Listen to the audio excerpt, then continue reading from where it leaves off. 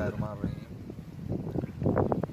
सबसे पहले मैं शहबाज भाई साहब आपका और लोरा न्यूज़ का शुक्रिया अदा करता हूँ कि आपने आज और हमेशा हमारे गांव की जो महरूमियाँ हैं उनको बढ़ चढ़ कर सोशल मीडिया पर हाईलाइट किया है।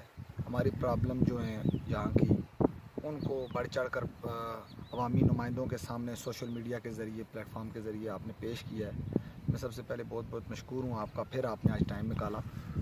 जैसा कि आप सबको पता है कि ये जहाँ पर मैं खड़ा हूँ ये एक जज़ीरा नुमा टुकड़ा, इसको बसवेड़ कहा जाता है और ये यूनियन कौंसिल सिरगर्बी का एक गांव है जहाँ की आबादी 700-800 के करीब है।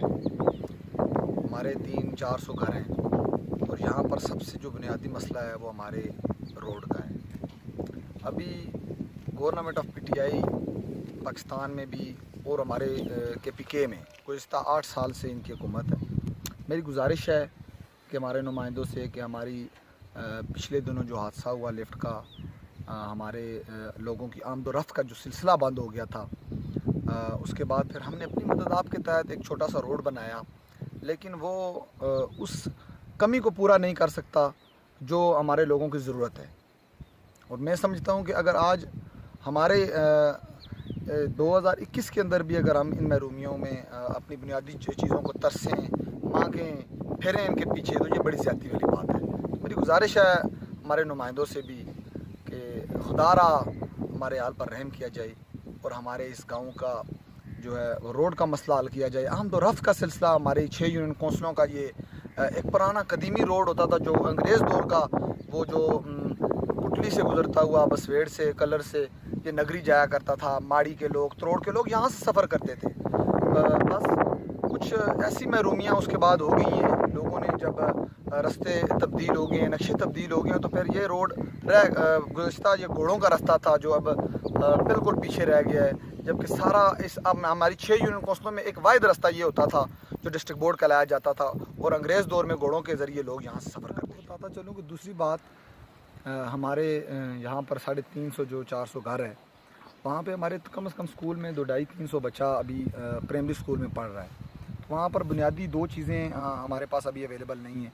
एक तो हमारी गुजारिश थी एसटीओ साहब से भी, एजुकेशन डिपार्टमेंट में, उन्होंने हमें टीचर प्रोवाइड नहीं किया। 2 टीचर हैं बेचारे, सारा दिन अब 200-250 बच्चों को बंदा कैसे रिकवर कर सकता है। एक तो हमें टीचर की बड़ी अशद ज़रूरत है बसवेड़ गाँव के अंदर, और दूसरा मैं समझता हूँ कि हमारी जो स्कूल की अपग्रेडेशन है वो रुकी हुई है। किस वजह से रुकी हुई है? स्टे हुआ है। गवर्नमेंट बिल्कुल हमारा साथ नहीं दे रही, ना ही यहाँ पर जो मुकामी नुमाइंदे हैं, एमपीए साहब हैं हमारे, ये इनके नोटिस में ये सारी चीज़ें, स्कूल किस वजह से स्टे हुआ है, इन सारी चीज़ों को ख़त्म करना चाहिए। इनका काम है बैठ के कमेटी बनाएं, फ़ैसला करें, और ताकि हमारे स्कूल की अपग्रेडेशन होनी चाहिए। फिर हमारी 500-600 वोट पोल होती है यहाँ पर, जो मुकामी नुमाइंदे हैं हमारे, मेरे ख्याल से मुझे नहीं याद आज दिन तक कि अभी ये 8 साल हो गए पीटीआई गवर्नमेंट को कि आज दिन तक नज़ीर भाई साहब यहाँ पर ख़ुद वोट मांगने आए हों। उसके बावजूद लोगों ने उनको खुलकर सपोर्ट किया, वोट दिया है। MNA मुर्जा जावेद भाई साहब बारी अक्सरियत से यहाँ से जीते हैं। मैं अब समझता हूँ कि हमारे इलाके के जो मसाइल हैं, आने वाले वक्त में हमें इन 3-4 चीज़ों की बड़ी ज़रूरत है। बिजली के जो मसला है यहाँ पर, ठीक है, हम समझते हैं कि अगर जो 2000 में मेरे ख्याल से 1-2 में यहाँ पर बिजली का काम शुरू हुआ है। हाजी जावेद इकबाल साहब मरहूम के दौर में बिजली आई है। सरदार अनायत और रहमान साहब की काविशों की वजह से वही खंभे लगे हुए हैं। उसके बाद बुनियादी ज़रूरत जो मैं समझता हूँ यहाँ की है वो ये है कि यहाँ पे जो खंभे लगे हुए हैं वहाँ की तारें बिल्कुल नीचे ज़मीन के साथ लग रही हैं। ये वापडा की जो कमेटी है वो बिल्कुल सुस्त है, वो सुस्त रवि का शिकार है। ये आने वाले दिनों में इक़दाम होने चाहिए और यहाँ पर हमारे गाँव के लोगों को ये सहूलत देनी चाहिए ताकि ये सारी चीज़ें वहाँ पे आकर हम किसी के सामने पेश कर सकें।